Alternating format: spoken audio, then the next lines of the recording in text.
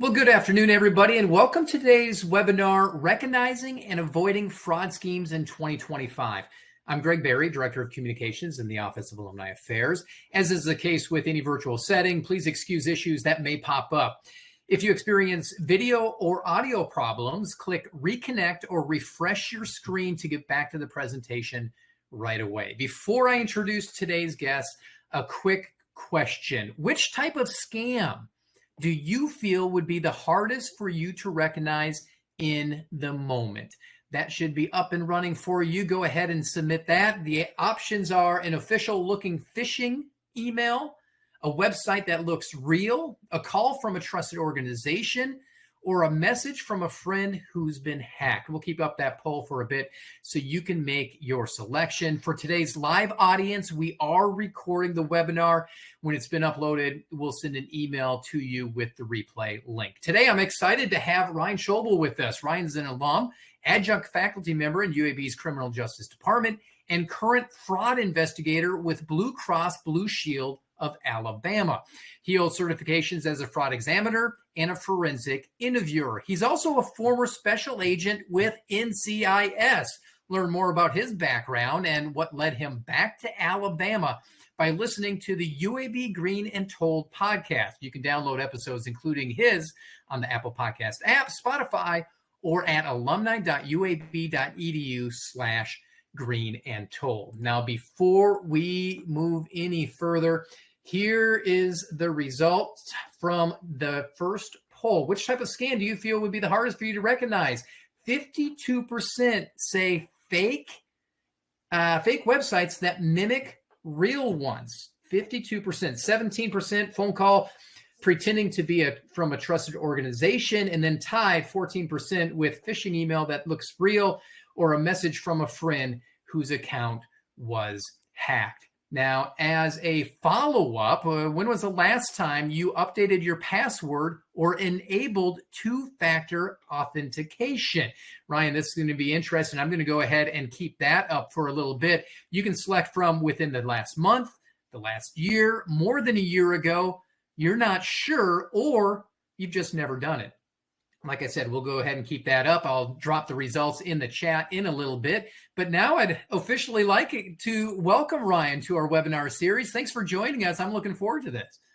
Oh, happy to be here, Greg. And thank you, everybody that is joining us today. Happy to share with fellow alumni some information that will hopefully be helpful in helping you be aware of fraud schemes, helping you to prevent yourselves and your loved ones and your friends from being victims of fraud schemes. That's mainly what the focus of this will be today. You know, one thing I'll mention related to the first poll before we get going.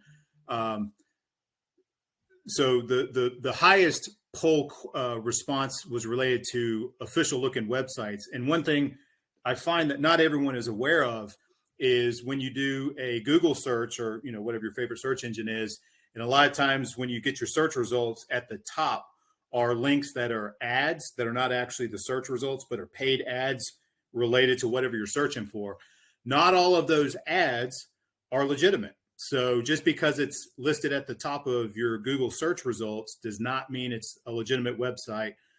Some of those ads, because an ad is just simply someone paid money to Facebook to have their information put on Facebook. That doesn't mean that Facebook vets each and every ad that pops up at the top of the search results. So something to be aware of. If you type in something into Google and you click on the thing at the top of the screen, that's not always, a linked website coming from the algorithm of the search results. Sometimes that's an ad, and it's really a flip of a coin as to whether that's a legitimate ad from a legitimate vendor, or it's a scam website that simply paid the advertising fee to Google to have their information put at the top. So something to be wary of. Don't just click stuff at the top of your search results. Make sure that you click the links that are from legitimate websites of recognized organizations and retailers, and preferably not the ads, preferably down within the actual hyperlink search results below the ads. But anyway, to kind of kick things off for today, like Greg said, I'm Ryan Schwoebel.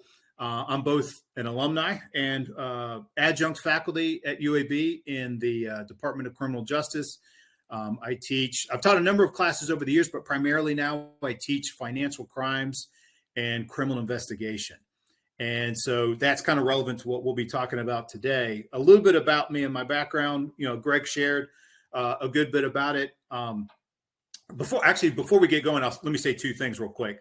If you have a question during today's presentation, ask at any time. I'll be monitoring the Q&A only portion of the chat section. So if you have a question for me, feel free to pop a question in there. If you pop a question into the chat section, the folks that work for Greg will be migrating those over to the Q&A section so that your question still has an opportunity to get answered. But then also, if there's anything covered in these slides today that you find helpful and you'd like a copy of these slides, I'll have my contact information at the end, and feel free to reach out if you want a copy of these slides. Not everybody may want that, but if it's something that's helpful to you or that you'd like to share, if there's information in here that you find helpful to you or someone you know, feel free to shoot me an email after this and ask for a copy of these slides. And then the last thing I'll say, and I don't say this in every presentation, but because you all are UAB alumni, like I said, the last slide is going to have my contact information, my email address. If you have any questions about fraud or scam-related issues, not just related to this presentation, but if you come across a situation in the future that you wish you had a fraud buddy that you could reach out to, feel free to use me as that. Again, that's not an offer I make in every presentation that I give, but because you all are a UAB family, please feel free to use me as a resource if I can help with that at some point in the future. I say that hoping nothing happens to any of you, but having worked in this business long enough, most of us are going to encounter a fraud or financial scam at some point in the future. And if not us directly, it may be a loved one, it may be a grandparent, it may be a friend. So if I can ever be of helping giving guidance or recommendations about a situation, I'm not an expert in everything, but I have a lot of contacts that are experts in the parts that I'm not. So if I can ever be a resource, happy to do that. But this lists my background both with UAB and separately within the fraud and financial crimes space. So like Greg said, I've been doing fraud and financial crimes both in the private sector with a number of companies, including Regions Bank, Protective Life, and now Blue Cross Blue Shield. And then previously was in law enforcement in a number of different roles, including having been a federal agent with NCIS. And then, so all that to say, that kind of, serves as the basis for what I'm going to be talking about today. So now let's get into the meat of it. Here's what I basically plan to cover today. So first, I'll start off with an overview of common fraud and financial schemes. I'm trying to make sure that this is timely. So I've gone through this to make sure that this is still relevant for our current year and not just, past issues that really have kind of gone by the wayside. Then I'll suggest some tips to help you recognize, because if you're not aware of fraud, that's how you get duped. And hopefully this information will not only be helpful for you attending today, but for anyone that you share this with, anyone that may run into a situation that sounds like something we're talking about today. You might be able to help guide them away from being victimized to a scam or fraud. I'll do my best to forecast some future trends related to fraud and financial crimes beyond this year. And then we'll also look at some guidance on what do you do if you or someone has fallen victim to fraud? What steps should you take or consider? And then lastly, we'll finish up today with a survey of different resources that can be helpful if you find yourself victimized by fraud or financial crimes. You, someone a loved one, a friend, some resources that can help mitigate your risk from being victimized by these crimes. So starting things off, account takeover fraud has exploded, particularly in the past decade, but it's been going on for really since the advent of the internet, and even before that in non-electronic means. But if you know someone that's had their bank account hacked, is commonly the word that's used, although oftentimes that's not technically correct. But if you know someone that's had their bank account hacked and money taken from it, or an attempt to take money from it, that's an account takeover fraud. So an account takeover fraud is where a criminal, and this may be someone that's within the United States. This could be someone in a foreign country. This could be a fraud ring, multiple criminals working together. That could be spread across the globe. But account takeover fraud is where those types of criminals are impersonating legitimate customers and trying to get at their financial assets with a financial institution. And financial institutions include banks, credit unions, money service businesses like Western Union, your payment apps like Venmo. It also includes life insurance companies. It includes, in some situations, it could include real estate. So really, it includes security and investment firms like broker dealers. So really, anything that holds money on behalf of someone else, whether that's for investing purposes or for deposits or for making financial transactions for daily needs. If someone is trying to steal that money and they're impersonating a customer to do so, that's an account takeover fraud. And it can take, so it's usually a complex fraud scheme because it involves identity theft and it involves, a variety of other types of frauds, which could be wire fraud, could be bank fraud, could be check fraud. It really kind of depends on what kind of transactions are involved, but and what sort of access is being done to facilitate that crime, whether that's calling into a contact center of a company or logging into an online customer portal or using an app or whatever interface customers have with a financial institution. Those can be compromised by criminals. And again, I say it's not in most cases technically hacking, because hacking is breaching the network security of the financial institution. But if you've stolen a customer's legitimate login credentials, their login ID and password, you're not breaching the network security from a cybersecurity standpoint. What you're actually doing is you're impersonating a legitimate customer and logging in. That's why, like in the second poll where Greg was asking about multi-factor authentication, multi-factor authentication is not a silver bullet that solves all problems, but it's better than nothing. It's better than just a username and password. So if you don't use multi-factor authentication, particularly for banking and financial institution accounts, it's definitely something worth strongly considering, because if you're not, then that means that fraudsters, if they should get your account information, they can potentially use their phone or device to be able to set multi-factor authentication for themselves on your account instead of you having it already set up and blocking their ability to do that. But you can see here in this slide, this shows a example of an international fraud scheme that involves identity theft. It involves fraudsters that are using malicious software or malware. The developers of that malware may be in one part of the globe, whereas the bank customer that is being victimized by that malware that then compromises their login credentials may be in the United States. There may involve servers that are in different parts of the country. There may be money that's moved if a account takeover fraud is successful to bank accounts all over the world. And look, I'll share this with you. I've had instances in the past with previous employers in the financial sector where I've had two scenarios that come up related to this.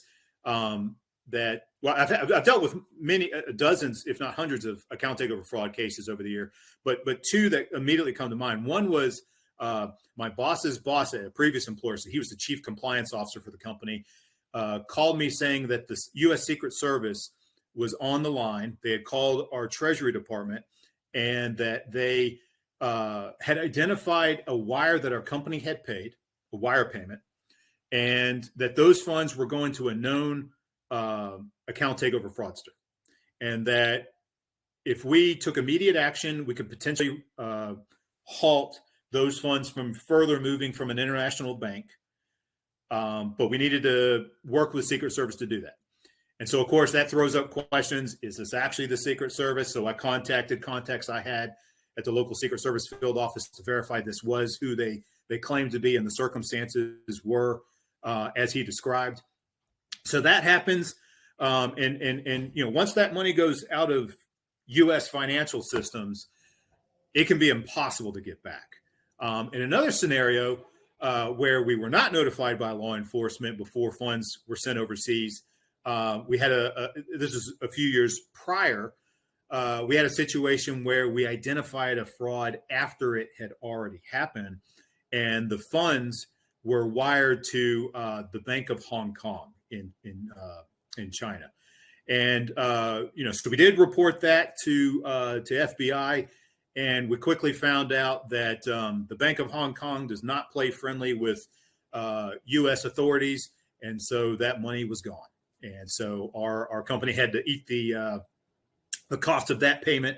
But those types of scenarios happen more than the general public realizes. It's not always something that makes headline news. It's not always something that's put out for the public's awareness. It is literally a daily occurrence, especially with your bigger financial institutions. But it's something that also in the past, particularly the last decade, there's been a lot of effort to mitigate that risk with different solutions like multi-factor authentication, like liveness detection. When someone calls into a contact center and perhaps they're using deep fake technology or AI to try to impersonate a customer's voice, there's detection mechanisms that can help distinguish between a live human voice and a synthetically created deep fake audio. And that technology is not perfect, but it's certainly an improvement from where we were even 5 years ago. So, like I said, account takeover frauds can be conducted by fraud rings that are spread out internationally, and these fraud rings can be very sophisticated. I've had people over the years, as I've taught and lectured on financial crimes, ask the question, well, why are these fraudsters? Why can't they, do legitimate work? Why are they a result of fraud? And the simple answer is it's a little bit more nuanced than just a simple answer. But one of the simple reasons is some of these fraudsters and fraud rings make a killing at doing this, to where maybe they wouldn't make even a fraction of the amount that they make if they got into lawful, gainful employment in whatever country they're in. So that's one thing. There's certainly a financial motivating factor, and then also some of these fraud rings are based in countries where criminality is just more commonplace than societies that are ruled more by law, like the United States. But when you have an account takeover fraud, typically the common layperson will think, the person that compromised your login credentials, if that's the way, a fraud is carried out, through an online customer portal account, that the person that compromised the person that created the malware that compromised the login credentials is the same person that then, commits the fraud, that then gets the money. Usually you have at least three types of players involved. Usually you have one type of player that creates the malware that may be sent in a phishing email, or it may be, linked on a fraudulent website. But usually the people that are doing the technical development of malware that may be used in an account takeover fraud usually those are separate individuals from the people that are actually committing the fraud. What they do is they use the malware, or they develop the malware that then gets used by people that are going to do what I call stage one or phase one of the fraud. And the people that are doing phase one, they're going to, once there's compromised customer information that's been obtained, whether that's login credentials, name and social security, bank account, credit card numbers, whatever that information is, account balances, they're going to try to resell that for a profit. And they do so through black market channels. All of us have heard of the internet. Many of us have heard of the dark net, where a lot of, things are but there's a lot of criminal contraband on the dark net. Not everything on there is criminal, but there is a lot of criminal black markets that operate on the dark net of the internet. That's not always accessible by normal internet browsers. But this phase two is done by data dealers. And so these are people that they've obtained the stolen customer information. Now they're going to try to resell it. But before they resell it, they want to make sure that they can make a profit off of it. So they may call into a contact center. They may try to log into an online account. They will make contact with the financial institution where an account takeover fraud will happen in the future, and find out things like, is this account still open? What's the current balance? Is it worth going after? If you've got an open account that has 2 cents in it, that's probably not worth the hassle. But if you've got an open account that has 3 million in it, that's a bigger fish to fry. So then once the phase one has resold what they have validated as worth reselling, then it gets sold to the people that are going to actually carry out the account takeover fraud. The people that are then going to impersonate the customer by some means to try to get that money withdrawn to one of their accounts, or to a network that they have control over. So at this point, I'm going to pivot to Greg's team. There's an audio clip that we're going to play, and I'm just going to set up the background here. So this is actual audio from a case I worked several years ago with one of my previous employers. This is an account takeover fraudster that is calling into the contact center of one of my previous employers. Now, when you hear beeps, that's censoring the customer information that obviously we can't share in this setting. But this is from an actual case study. So, Greg, I'll pivot to you and your team. Awesome. And I apologize if it's low quality. This is best we can do. Here we go. Thank you for calling Protective Annuity Contact Center. My name is Nehemiah. May I have your name, please? All right. How are you today? I'm fine, thank you. All right, good. And how may I help you? Yeah, I need some assistance with my client's account. We're trying to recover back the application. If that can be faxed over to a back office.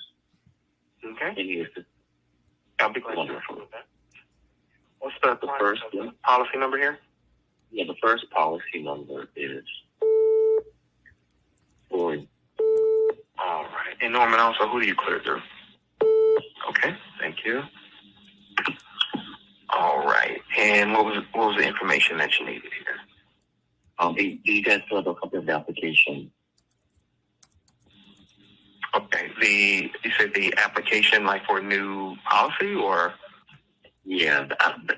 All right. The document that was received back on the 5th May 29th of 2012. Okay, the original application. Yeah. Okay, gotcha. All right. Let me dig that up here. Bear with me a second. Yeah. Okay. All right. So I do have that. And then... All right. Let me know when you're ready for the fax number. Yeah, I'm ready for you. It's 1-866-343-9694. All right. 866-343-9694. So, Greg, we could probably go ahead and stop it there. Yeah. Okay. So one thing I want to call to your attention immediately is, again, talking about the sophistication of these fraudsters. When this fraudster called into our contact center, and this was a contact center not for customers, but for insurance agents. So it was to support them in selling the products that the company sold. He's asked this question for authentication purposes. Who do you clear through? Now, someone in the general public, if they were to call, if they somehow got a phone number for an insurance company's phone line to support its insurance agents and was asked that question, who do you clear through? You may have no idea what that question is even asking, much less what the correct answer is. What that question was asking was, who is that insurance agent registered with as a broker-dealer firm, because he was also a financial advisor. And not only did he know what that question was asking, but he knew the correct answer and the name of the broker-dealer firm. And so when he answered that question correctly and promptly and without hesitation, the employee of that company had everything that he believed was needed to validate that this was a legitimate agent calling about a legitimate agent need for one of their clients, when in fact it was a fraudster who would subsequently go on to use information that insurance agents are privy to successfully conduct an account takeover fraud. And like I said, this kind of scenario happens more than the general public is aware of. It happens daily. And it's one of those kind of things where, maybe grandma's idea of keeping money in mayonnaise jars buried in the backyard wasn't so bad. It's not how you grow your money, but it's a little bit more secure. But this is the world we find ourselves in. And so there's really not, a way to operate in an electronic economy where fraud is perfectly mitigated in all scenarios. It's just the reality of the world we live in. And likely with, advances in AI, there's going to be even more risk that comes that we can't fully predict at this time. So it's just the nature of the world we find ourselves in. So business email compromise, this isn't anything new to probably most of us, so I won't do a deep dive into this, but this is still, a recurring way in which fraudsters obtain access to credentials or access to systems. This is how they can potentially find vulnerabilities into a organization's network. A lot of times there can be a phishing email that's sent randomly to someone in an organization, or they could do what's called spear phishing, which is where they target someone specifically. So like maybe someone in the treasury department and they're impersonating being the CEO saying, please send this wire payment on behalf of the company. Usually if they're doing spear phishing where they're targeting someone specific, they've done their research to find out who is a contact in the treasury department or the bookkeeping, accounting, whatever area, conducts financial transactions for a company. So this is, not a new scheme, but definitely one that is still ongoing. And in fact, really has only seen increases year to year, particularly since the COVID-19 pandemic lockdowns, where a lot of these kind of online crimes skyrocketed from years prior. Here's a fraud case or a fraud trend that before the COVID-19 pandemic had declined drastically over years, and then during the lockdowns significantly spiked up. And I don't know if it's really tapered off back down below pre-COVID-19 lockdown levels. It has tapered off since the lockdowns discontinued, but I don't think it's dropped down below pre-2020 levels. And that's where legitimate company checks are stolen from the mail, and then fraudsters use those checks to create counterfeit checks that they then try to deposit into accounts that are controlled by the fraud rings. And the fraud rings often use money mules, people that they dupe. So, as you're driving down University Boulevard, if you happen to see a sign on the road that says work from home opportunity as you're stopped at a red light, that's one of the ways in which fraudsters dupe people to becoming money mules. They think they're getting this online employment opportunity, but really it's a scam to try to get them to open an account that they think is going to be receiving their payroll checks, but it's really receiving these counterfeit checks, and then asked to move these funds. They're being told that this is for their employment purposes, but really they're being duped into a money mule scheme. And those can also come as advertisements on social media and on internet websites. So you got to be very wary about any of those work from home opportunities with companies that aren't legitimate organizations posting on their legitimate website career page, because a lot of those are scams that are duping people into unknowingly becoming money mules for fraud rings.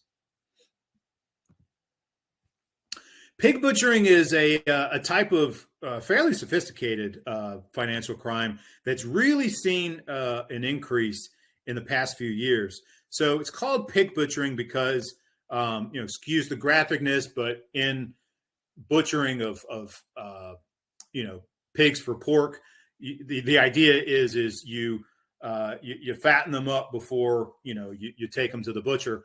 And in this case, this financial crime, the idea is that you quote unquote fatten up the target before you then go for the exploitation of stealing from them. And so a lot of times these are scams that are facilitated online. It could be on dating websites, it could be on social media, but a lot of times it involves a romance scam where someone is claiming to look for love, but it's really a fraudster. This could, I play a gaming app on my phone called Words with Friends, and from time to time I'll get chats on there from random people that are trying to start a new game with me. And as soon as I see a chat come up, if someone started a new game with me, that's a big red flag in my mind. And as I look at the chat to see what it's all about, I'll see that they're starting to ask questions about like, hey, where are you playing from? What part of the world are you in? That's the fattening up process. They're trying to engage you in social interaction so that you think it's something that's innocent and just, getting to know you. Or they may be trying to contact someone through, like I said, like a dating website to where the victim thinks that this is, a potential love connection. And so the conversation starts off seemingly innocent, and that may stay that way for months. Once they kind of have your comfort level that you're engaging with them regularly on a social level, and you're starting to perceive them as a virtual friend or even a virtual romantic interest, that's when things are going to change, because they've got your trust, and they're going to try to say things like, hey, I've got this financial need. Can you help me out with this? Or, hey, I've got this great job where I work as an investment advisor for a firm that specializes in cryptocurrency. Would you be interested in learning more about this? And once they have your trust, you may be more easily duped into either paying them funds for whatever reason they say they need it, or going along with something that you think is a legitimate investment opportunity when really it's a scam. So that's the idea behind pig butchering, is they slowly and methodically build your trust through different means. And then once they have your trust, if you fall victim to that, then that's when the butchering part comes in, where they hit you up for the fraud scheme, because you're trusting a relationship that you think is real, but that they've been exploiting you for some time. Identity theft is not a new type of crime, but what is new is, when I say new, not for 2025, but in over the past decade or so, is as technology has advanced, so too have fraud schemes that take advantage of that technology advancement. So identity theft is not just the stealing of legitimate people's PII. PII is personal identifying information. So that's your name, your date of birth, your social, your address, all that, your email address, all that kind of information that then could be used in account takeover fraud. In the past, that may be done by stealing someone's social security card or their driver's license. Whereas now that can be done through digital means, but also identity theft can be done using what's called synthetic IDs. And synthetic IDs are a fictitious person that exists, digitally only, but incorporates different parts of PII from different people, or completely fictitious PII of a non-existing person. So it may be a social security that's stolen from this person, an address that's stolen from this person, and an email address that belongs to the fraudster. Or it could be a completely fictitious social security number, but that social security number has been used for different loan applications that then gives it a public records presence that then gives it an air of credibility to people that don't dig deeply into whether that public record, the identity behind it, is valid or synthetic. So that's one of the things that really has been a game changer over the past, again, couple decades as the internet and technology has advanced. The ability for fraudsters to steal real customer information, real consumer information, but then also create their own synthetically. And then, there's on an ongoing basis, unfortunately, this is just the world we live in, reoccurring data compromises, like what happened with Equifax in 2017. And those, unfortunately, do fuel account takeover frauds. Money laundering is tied behind so many financial crimes. We often think of money laundering being tied to, crimes like drug trafficking, human trafficking, arms trafficking, and it is. But it's also tied to financial crimes, particularly those that are international and involved sophisticated fraud rings. That's how the criminals try to keep law enforcement and other authorities from finding the source of illicit funds, but then also going after and recouping those illicit funds back to the victim. If they launder it, it makes that process more difficult, and in some cases, seemingly impossible. So now let's pivot to some tips that can help you to recognize fraud and financial crime schemes to help you and people hopefully not become a victim of it. One is if you're presented with something that gives you a sense of urgency or pressure. If you find yourself in that situation, you really need to slow down and think to yourself, is this a possible scam? I tell my kids this all the time, and I tell my students this at UAB this as well. The best way to manipulate somebody is through their emotions. And the two best emotions to manipulate somebody are fear and anger. And that's why political ads always use those two things. If you want to manipulate a populace, fear and anger are the way to do it. I'm not getting political here. I'm just saying that's a technique for manipulation that works. And fraudsters know this, especially the sophisticated ones. So if you're presented with a situation that's not from someone well, that you trust, where you are, in a sense, you're feeling fear or anger based on what they're telling you, the best thing to do is to slow down and think critically about what you're being told, because it could be a scam. And the best way to keep people from thinking logically about the information that they're presented is to have that fear and or anger at play. So I see a couple questions popping up. One is from Mr. Morton. If you think you're a victim, what should be the proper protocol? I'm going to hold off on answering that question because I will touch on that in just a moment. But hang tight with me. We will get to answering that question before we wrap up.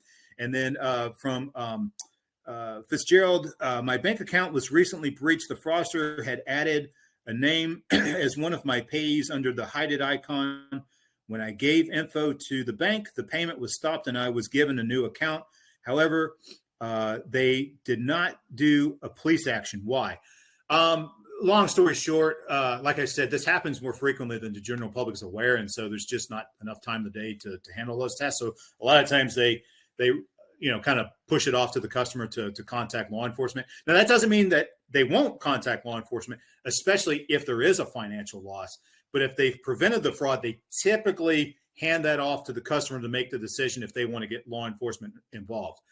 So that's probably what happened in that scenario. If the payment was stopped and a new account was created for you, is from a fraud mitigation standpoint, they checked all the boxes, and they didn't see a business need to contact the police, although you still have the option to do so if you choose to do so. And it's not a bad idea to do so. I'll mention a way that you can do that in just a moment as well. Like I said, these two emotions, if something is told to you by someone you don't know well and trust, you need to have a red flag go up. You just do. If it seems too good to be true, the old adage is so true. Bernie Madoff, we recall as operating one of the largest Ponzi schemes in world history.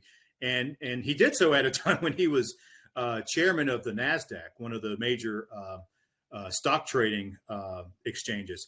And one of the ways that he did so was he guaranteed, if you invested in his fund, 10% annual returns. He guaranteed it.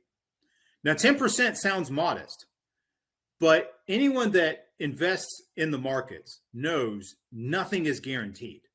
If you're guaranteeing, even if they're modest returns, that should be a huge red flag. If it seems too good to be true, it probably is. I'm going to pivot again to forecasting future trends, because while it's important to know what's going on now, it's also important to kind of have an idea of what may be down the road in ways of potentially exploiting us. So deepfake technology, AI, is growing and has been for years. The picture that's shown here is from a news article that there's actually a video behind it, where the woman on the right received a phone call from her daughter in the middle. And her daughter says that she was being kidnapped, and then someone else comes on the phone and demands a ransom. The voice of the daughter was AI, and the entire scenario was fake. And again, going back to, those two emotions best at manipulating people, either fear or anger, what does that scenario cause in a mother of a teenage young girl, right? So fortunately, in that case, the mom was able to find out that the daughter was at a friend's house and everything was fine and good to go. And she she didn't fall victim to actually sending a payment, although she came close. This technology is out there, and one of the best ways to not be victimized by it is to know it, is to know that this kind of technology is out there. So one thing I tell my kids and my wife is we have a family password. And you may say, Ryan, what's your family password? I'm not telling you. Only we know it. So if a situation like this comes up and someone is I'm answering my phone and it sounds like my daughter or my son saying, Daddy, I've been kidnapped. I can say, baby, what's the family password? And if I don't get the family password, I don't rule out the fact that this is probably a scam, right? So something to think about if you don't have. Now, what do you do if you fall victim to fraud? And Mr. Morton, this is where we'll touch on your question.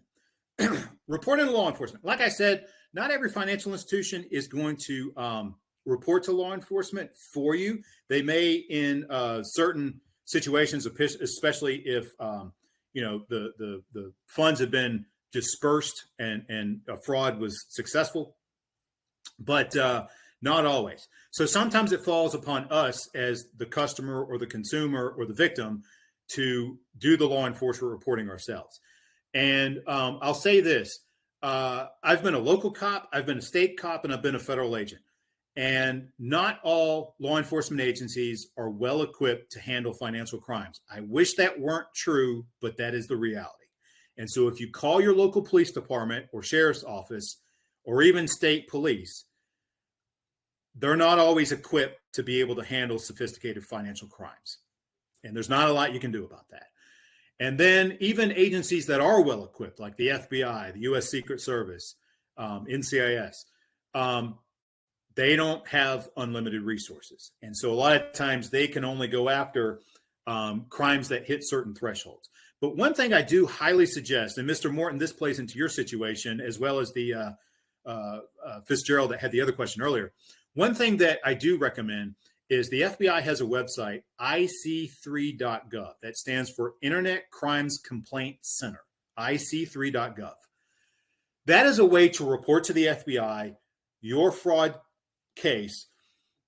And what it does is it feeds into a database that the FBI has where they can use data analytics to tie your case to other related cases to help them build better cases to go after the bad guys.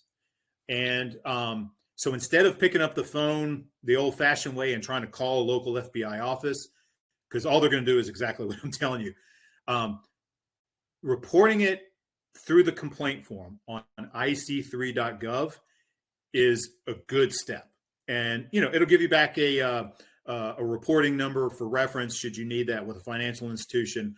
But that's one thing. Now you can report to your local police, and a lot of times if they're willing to take a report, not all of them are, you get a report, but that doesn't mean that their detectives have a lot of training and experience in financial crimes and that they're going to be successful in getting your money back.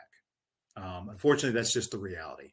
And I don't see that ever getting better. As our population grows, our technology becomes more complex, and the ability for fraudsters to commit financial crimes becomes easier and easier. That's the sad reality. So we kind of have to look after ourselves and police our own funds. And that brings me to another point, which is regularly check your credit report. Do it at least annually, but preferably quarterly. There's three major credit bureaus, Equifax, Experian, and TransUnion. You can get free credit reports through a government website, which is the URL escapes me, but I'll be glad to share that after this presentation. But you can get a free credit report through a government website from these three credit bureaus that'll show you not only the accounts that you have, your mortgage, your any business loans, your bank accounts, your credit cards, but it'll also, and this is the important part, show you accounts that you don't know about. I found out about a Kohl's credit card that my wife and I did not know about that was in our name. And it was because it was opened fraudulently. And I would not have known about it had I not have run a credit report on a regular basis and saw that it was out there. Because it would have taken some time for, whatever balance that wasn't unpaid to go to collections and then that to be, sent to me. So we were able to nip that in the bud before it got to that level. So if you're not already doing this, strongly recommend you start doing so, and not just you personally, but share that with loved ones. My grandmother's 94 years old and does not understand computers, but I can do this for her. With her permission and her giving me her sitting next to me as we do it, I can do it for her and just make sure that there's nothing out there in her name that she's not aware of. So something to strongly consider. Some other considerations, if the elderly are unfortunately hot targets for fraud, because a lot of them have retirement accounts, they have nest eggs, they sometimes decline in mental capabilities and may become physically frail, and in those cases they become a vulnerable person, right?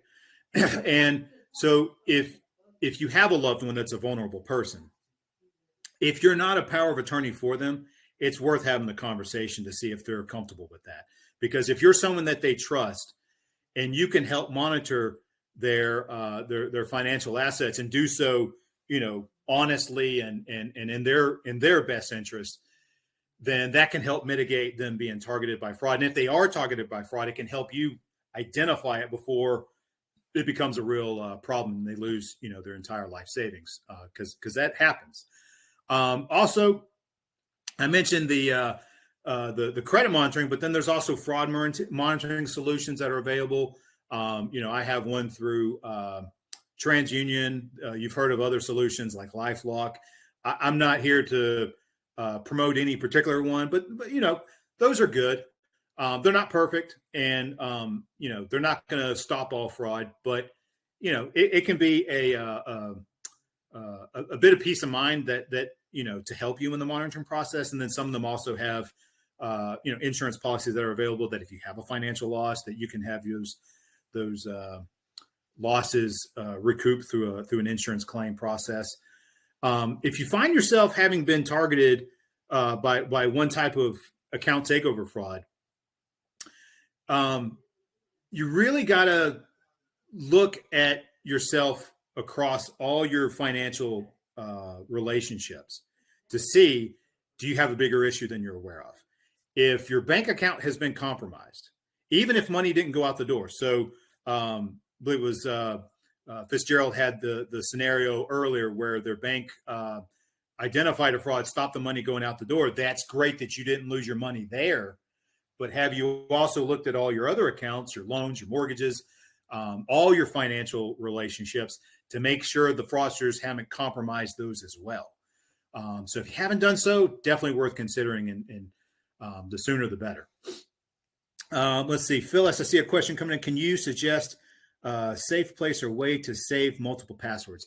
There's different apps that are out there, different password vaults that you can download onto your device. I use Microsoft Authenticator. There's other ones that are just as good or better, but that's one way that you can do it. I will say, don't write it down and have it printed out. That's definitely the easiest way to have a compromise. If you do write it down like on your computer, make sure that it's in a password protected, encrypted file, that it's not just in something that anybody can open, and use, like you would a password with a financial institution. Use strong passwords, that are multiple, several characters long, 12, 15, 20, using a combination of upper lowercase letters, numbers, special characters, because again, if a fraudster has compromised that document and is using a password cracking device to try to break into it, you want to have better odds that they can't than they're able to crack it fairly simply. Now some resources that can help you mitigate from becoming a fraud. I mentioned this one already, so I won't go into deep detail here, but I do want to mention, because here's the URL that I was trying to remember earlier. It's annualcreditreport.com. That is a government resource, even though it doesn't end in .gov. It's made available by the federal government. So annualcreditreport.com allows you to get a free credit report from the 3 major credit bureaus. So what I do is once a quarter, I get one from one of them. The next quarter, I get a separate one from a different one. The next quarter, so I alternate them. So, the beginning of the year, I might get one from Equifax. And then, around springtime, I get one from TransUnion. Then by the fall, I get one from Equifax, and then rinse and repeat, so that I'm staying as informed as I can about what's out there, and is what's out there in my public records, my wife's public records. Is it what we know about and is legitimate, or is there anything that we don't know about that's possibly fraud? I do public speaking for the AARP. They have what's called the Fraud Watch Network, and while the main audience for the AARP is retired persons in our population, it's a great resource, free resource for anyone who wants to stay up to date on different scams that are out there, emerging trends of scams. And these aren't just ones that target the elderly. They target the general public. So if you go to aarp.org and you do a search for fraud, it'll pull you to this page. The URL is listed at the bottom of the slide, but if you forget that URL, you can just go to AARP's website, search for fraud, and that's a great resource to see. For example, we're entering the summertime where people are going on vacation. So if you go on their website now, you're going to see information on there that's talking about vacation-related scams that are starting to jump up in popularity. If there's a natural disaster that happens. You'll see information on there about different scams that are trying to dupe people related to relief efforts that may be stood up for that natural disaster. Because whenever you have a natural disaster, in addition to legitimate relief efforts, you have fraudsters that try to come in and impersonate that so that they can scam people. So just things to be aware of. That's a great resource. And let's see. I see one other question that came in. Any supportive resources for entrepreneurs? Nothing that comes to top of mind specific to entrepreneurs, but I would say it may be helpful, Mr. Morton, if there's in the Birmingham area, there is an organization called the ACFE, the Association of Certified Fraud Examiners. I'm a CFE, and they have monthly meetings that are done by way of Zoom call. And it may be worth, going onto their website, getting onto their mailing list, attending some of those as you have time, or the topic is of interest to you in a given month. That can help you stay informed of fraud trends, especially those related to ones going around here in Birmingham and the state of Alabama. And that's not just for Mr. Moore, that's for anyone that may be interested. The ACFE is primarily a resource for fraud professionals like myself. But if you work in an industry that has a significant fraud risk, then it's worth, maybe giving it some consideration as to whether that's an organization worth, tying into. Let's see. I see another question from Robert. How do you avoid personal check fraud? Where are you paying by check? I don't pay by check a lot these days. It's very infrequently that I do. But, as far as personal check fraud, one thing I would say is, to the extent that you can mitigate your use of personal checks, I would encourage doing so, because what's at the bottom of your check? Your account number and your routing number, right? So the more information that's on your check, I still to this day occasionally see checks that have someone's name, address, phone number. I've even seen social security numbers on checks. All that can be giving the keys to the kingdom to a fraudster if it's compromised. So if you have a business need where you have to rely on checks, I work for Blue Cross Blue Shield. A lot of times when we're dealing with payments with providers, it's by check. So I get that checks are still used in some business and personal settings, but to the extent that you can mitigate the use of those for more secure financial transactions, the better. Any other questions? It's looking like that's it right now. And I'm going to go ahead and slide that slide, and we'll keep it up here for a second. The email for our audience is, I would say simply, but let's face it, you've got a fun last name, Ryan Schwoebel at uab.edu. And I'll go ahead and drop that in the chat. Yeah, and like I said, if you have questions either about this presentation or about fraud or scam topics in general, feel free to reach out anytime. If it would be helpful for me to share these slides with you, I'm happy to do so. Just drop me an email and I can send you a copy of it. As alumni of UAB, I'm happy to be a resource for you related to this topic whenever I can be of help. And Ryan, we greatly appreciate all you do for UAB, for the community. And this was a very exciting and interesting topic. Thank you so much for being here. Oh, happy to do so. And just for those people who are here, a quick reminder, the webinar was recorded when it's been uploaded onto our website. You'll get a non-phishing email with the link. I just had to throw that in there. Meanwhile, here are the next few webinars on our calendar. On July 15th, we're going to explore plant-based milk during moving toward plant-based milks. Are they healthier? Then on August 7th, come back as we host The Signals We Send, Rethinking Leadership in an Age of Noise. On September 16th, join us for an entertaining look at public health or public service with public service and pop culture, learning about government and nonprofit from your favorite TV shows.